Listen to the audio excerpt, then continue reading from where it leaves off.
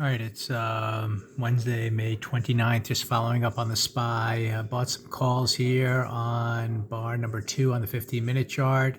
I discussed how this could be the failure of the inside breakout to the downside, and we start up immediately.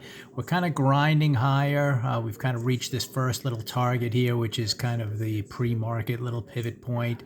Tough to say, if it's going to really strongly get up through the midpoint of this inside action from yesterday and break through to the upside, just given the fact that, it's kind of grinding higher, but you never know. Anyway, the options are, I bought those 522 calls at 530. They're up to about 580 right now, so 50 cents higher. So, you have a decision to make. Do you want to scale out, set up an orders trade? Do you want to continue holding? To me, I'll see what happens here. I'm going to hold on, but I'm not going to do worse than break even on this one. And and again, if this fails and really gets me a red bar down here, then maybe this whole opening here is just a little bit of buying at the bottom of the range that's really not following through, and we might try to break out to the downside. We still have a red week at the moment. We're inside, on the weekly chart for the first 2 days. So maybe we get a 2 down week if everything fails here to move higher. Again, this should have, been a stronger move upside back into this range of the 2 days and moving up strongly. So we'll see if that happens. I mean, it's still moving up. So right now, I'm just saying you can treat this at no risk and not have to worry. Midpoint of that first bar is what I really want to see hold.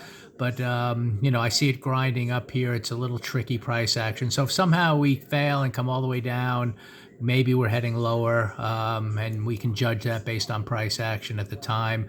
But at the moment, it's definitely following through higher, and maybe it's just a slow move to eventually get to the midpoint of this day and work to the top of the range again. Overall, big picture, I'm biased to the upside. This was a move that gapped down and then immediately started higher. So we kind of knew that context, and it's nice to see the follow through here, even if it's slow.